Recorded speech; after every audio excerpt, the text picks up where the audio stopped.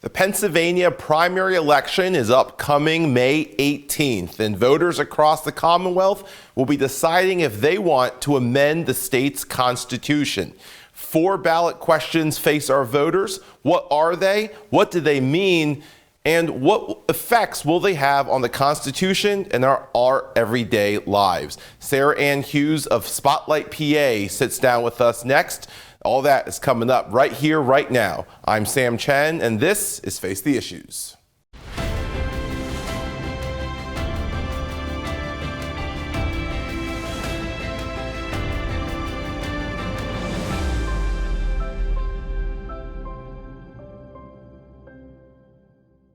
Good evening and welcome to Face the Issues. I'm Sam Chen. May 18th is the Pennsylvania primary for 2021, and along with statewide judicial races and local races, voters across our Commonwealth will be deciding on a series of ballot questions, including 3 amendments to the state's constitution. What are those questions? What do they mean for us? We're joined tonight by Sarah Anne Hughes. She's the deputy editor of Spotlight, PA, and has been covering this story. Sarah, welcome to Face the Issues. Thank you so much for having me. Thank you for being here. And before we get started, Spotlight PA is a somewhat newer organization. Could you just tell our viewers what Spotlight PA is? Yeah, absolutely. So Spotlight PA launched in late 2019 to cover stories of statewide importance and also to act as a watchdog and write accountability stories about our state government in Harrisburg. Yeah, and just for full disclosure to our viewers, I do serve with Spotlight PA's diverse source database, which is a privilege and honor to do that, but always trying to be completely honest and give full disclosure to our viewers. So Sarah, let's get started. 4 questions coming up on the ballot, 3 general areas. The first one that's probably gotten the most attention is dealing with the governor's emergency powers. We are obviously under 2 emergency declarations, one dealing with COVID-19, one dealing with the ongoing opioid crisis.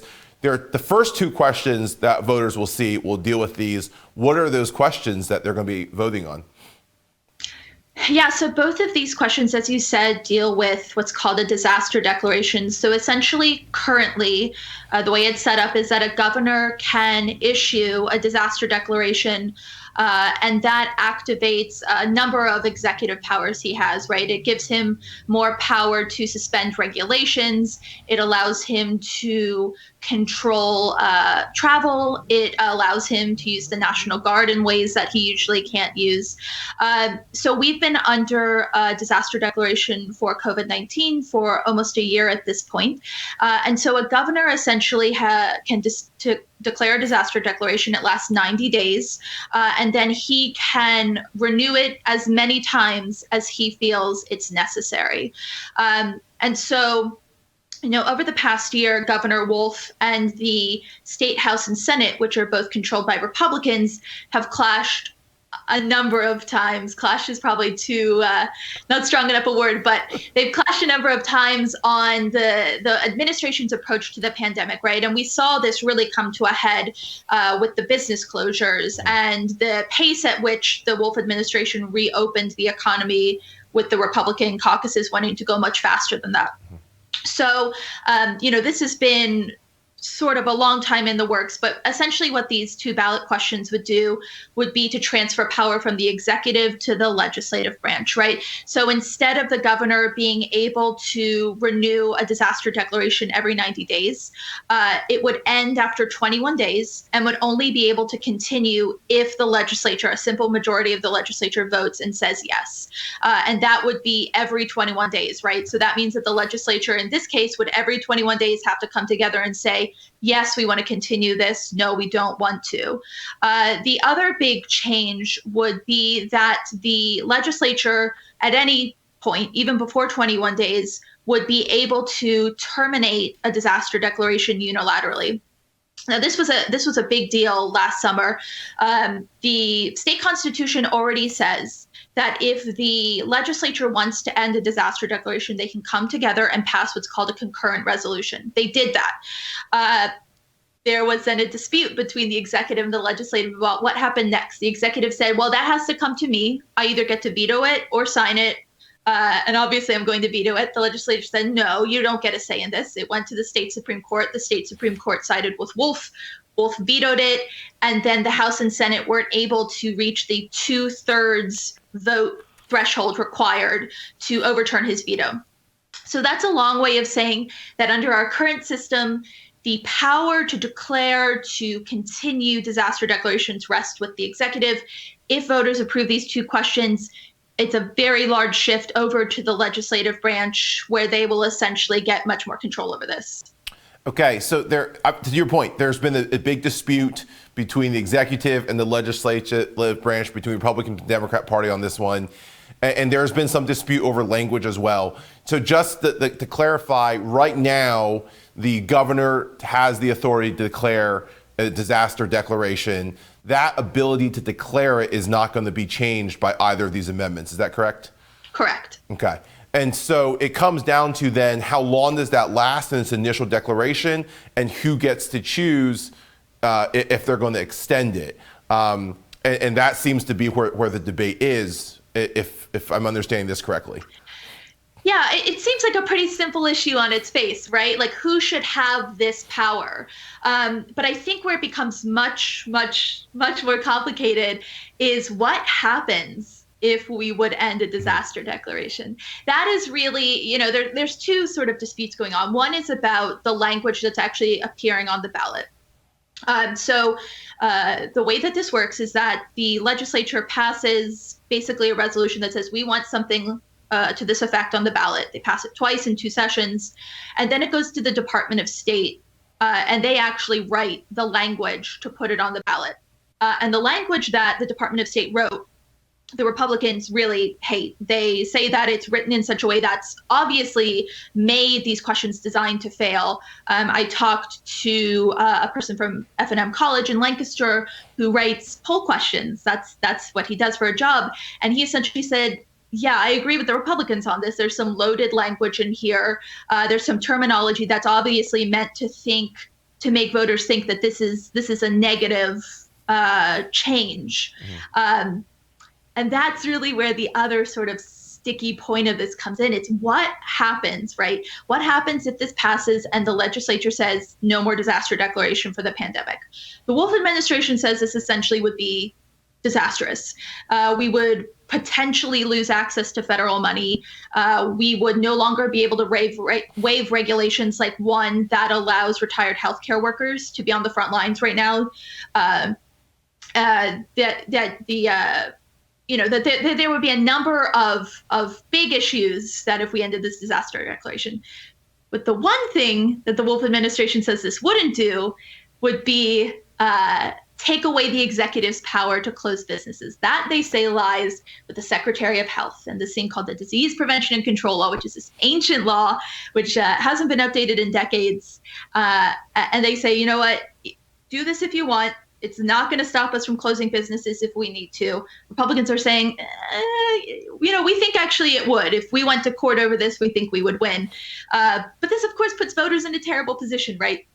On you face, you sort of, what you're voting for, but the consequences of it are really, really murky. And if, this happens and we're, God forbid a pandemic happens again, I imagine that this would probably end up in court where we're trying to decide the actual effect of these ballot measures. Sure. And to your point, Sarah, both sides, both the Governor Wolf and the Republicans have said this is not just about this administration and this pandemic. This is about the future.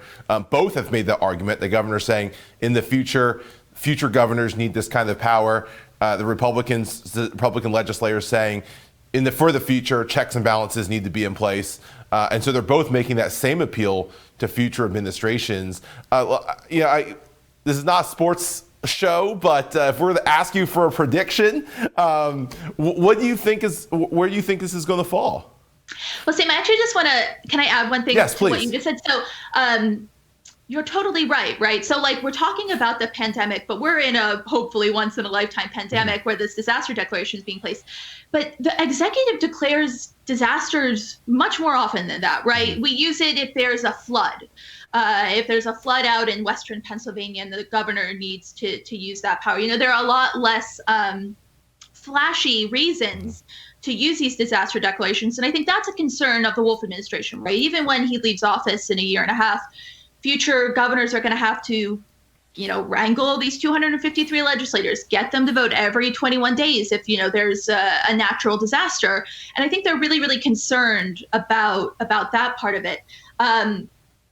So whether this passes or not, I will say that when you look at the proposed constitutional amendments since the 1960s, when we had a constitutional convention sort of rewrote our constitution, every single constitutional amendment has passed. We've never had one that hasn't passed, right?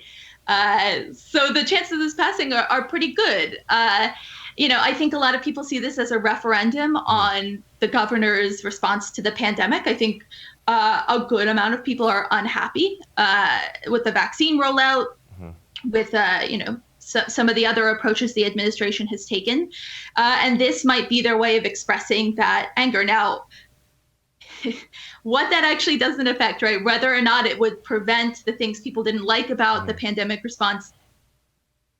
Most experts I'm saying to say no. This is a much more sort of technical thing than that. But yes, we've never seen a ballot measure not pass in this state. Yeah, and to your point, this is not just about one governor. This is about governance in general. And so, Sarah, thank you for that breakdown. Don't go away. When we come back, we're going to address the other two questions that voters will see on their ballots. We'll be right back.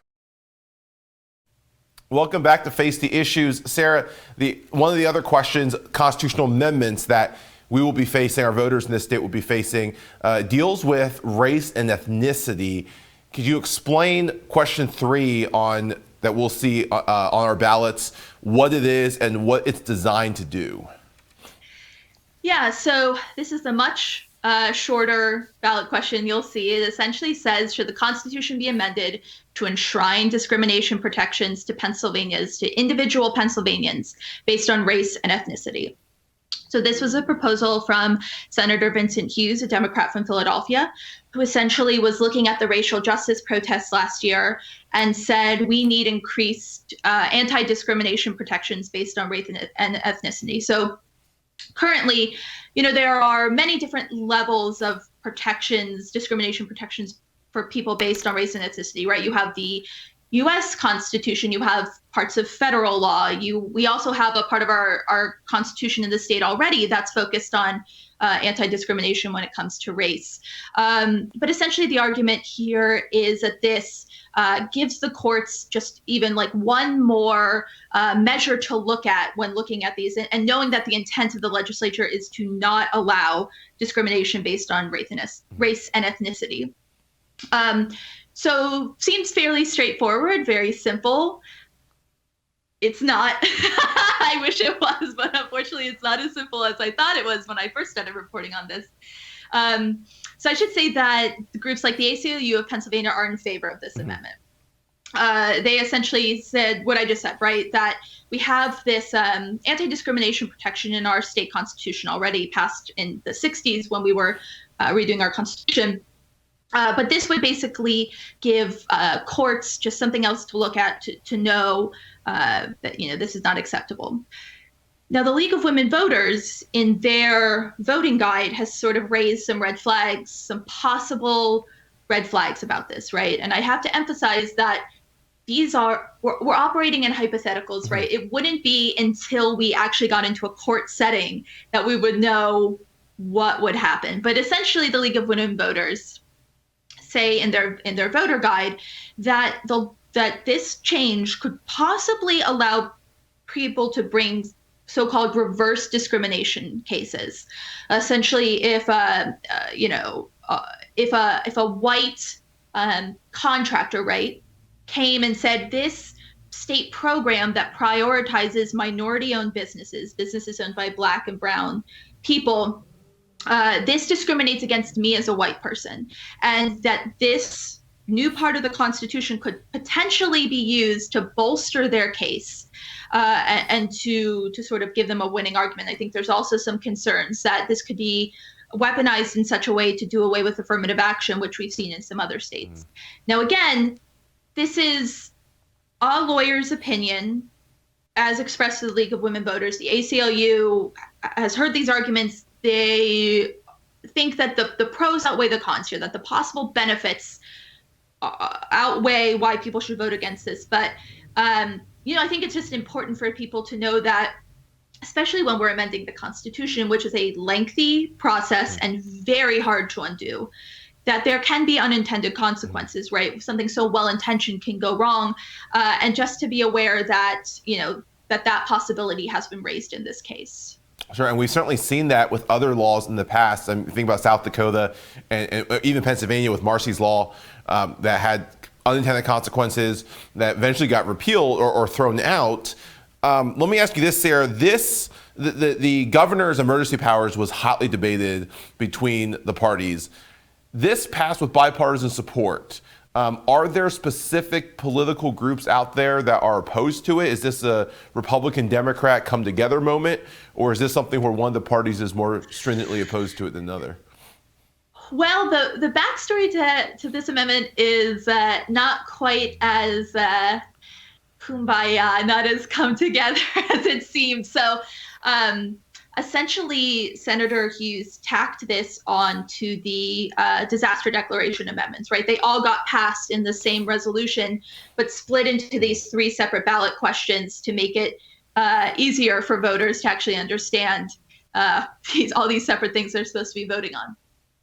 Now, Senator Hughes has said repeatedly that he introduced this because of the racial justice protests, because he thinks that this is something we need to do. There is an alternative theory that when you add things on to ballot questions, you can possibly violate something called the single subject rule in our state constitution, right?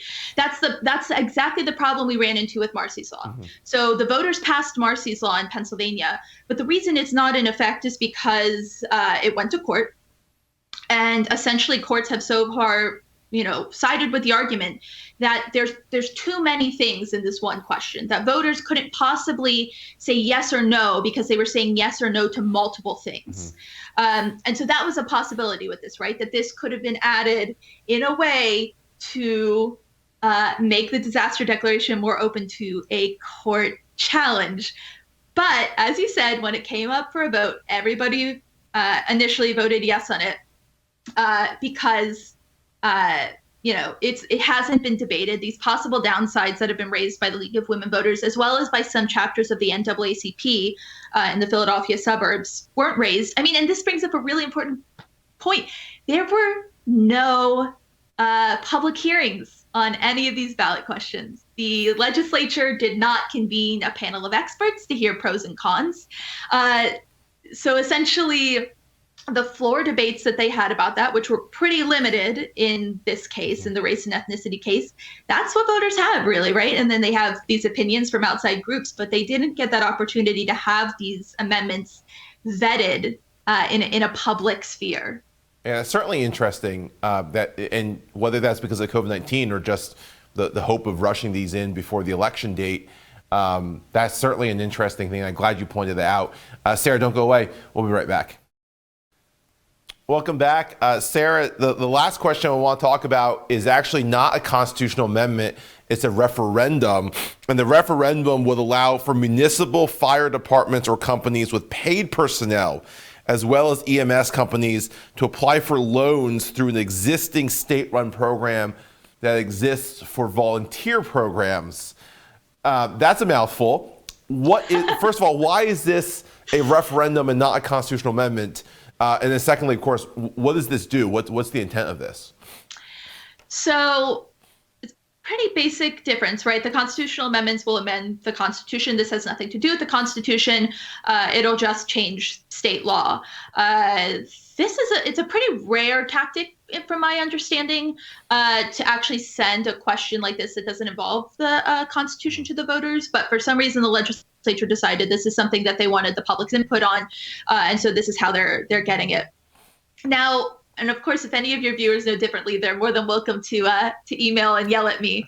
But I have not found objections to this ballot question. I think this is a pretty straightforward one. So we currently have a loan program that only volunteer fire departments can take part of. Now, the vast majority of our fire departments in the state are volunteer departments, but essentially the ones that have paid personnel and as well as EMS departments wanted the opportunity to apply for these loans which the money can be spent on renovating firehouses, on buying new equipment, just like the basics that these companies need.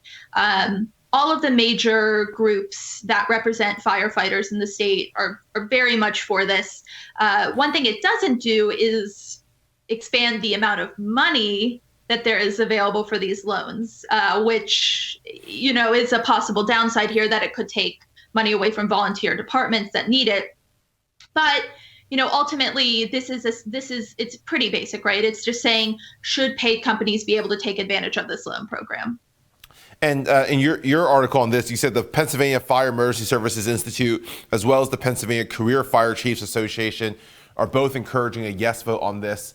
Are we hearing, and you said that there hasn't been any opposition to this, are we not hearing opposition from volunteer departments? Is that, because I imagine there could be an argument here for volunteer departments saying this could potentially take away funding from us. Right. Have we heard this? Have we not heard this? No, we haven't heard that. We haven't heard that publicly from the companies. No, I mean this again, a possible downside. As with all of these, there are possible downsides. Sure. But this one seems to be, this is the one I truly really haven't heard any pushback to. Yeah, I'm sure we won't see a unanimous vote because some people like to vote no for the sake of voting no. Let me ask you this about the fact that it's a referendum and not a constitutional amendment, which you explained earlier. This is something that still goes to the state legislature, right? So the state legislature brought this up, argued it. Was there a vote on this and then they decided to put this out to the public? As you said, we generally, when we vote on something, it is a constitutional amendment. What was the process for this referendum, and do you know what their thinking was on why they wanted this to go to the public? Yeah, I don't actually. I mean, the way it worked was exactly the traditional bill process, right? The House passed the bill unanimously, the Senate passed the bill unanimously, Wolf signed it. The bill does, has different components to it also about fire companies, but it has that one section that says referendum. We want to ask the voters if they want to do this. I haven't heard any reasoning from the bill sponsors why they wanted to send it to the voters. As you said, it's kind of a rare thing. I will say that in Pennsylvania, we don't have, like in some other states, a voter can't say, hey, I want to get a referendum on the ballot. And then they can go through a number of steps to actually do that. We don't have that here. So when there is a question about public support, this just is another valve for the legislature to sort of to gauge whether or not this is something that the public wants, because we don't have that other option of sort of the citizen-driven ballot initiative here. And again, this may be more of an inside baseball question. It almost seems that, I mean, if it was a unanimous vote, it almost seems that the legislators putting this up for referendum know the way the public is going to go. I mean, is that almost redundant, or is that perhaps something where they do this because they know or think they know which way the public's going to go, and something more controversial, they may not put that up for referendum because of the unknown? These are really great questions. If I could know the intentions of the General Assembly, I'd ask for a raise. Why they do some things, why this one, whether it was for sort of cover, whether it was, whether this particular loan program requires, the original loan program, the bond to actually pay for it, was also a referendum. That was in the 1970s, I believe. So there might be some reason that if that's connected to that, this has to go to the voters. But again, I haven't heard anything about that. Sure. And I certainly won't ask if you know the legislators' intent in 1970s. I think that's a little bit before both of our times. And so, Sarah, let me, and I appreciate your insights. I appreciate you breaking this down. Obviously, very, very important. We don't just vote for candidates in some of these elections. These are times that we have a direct chance to vote on an issue itself.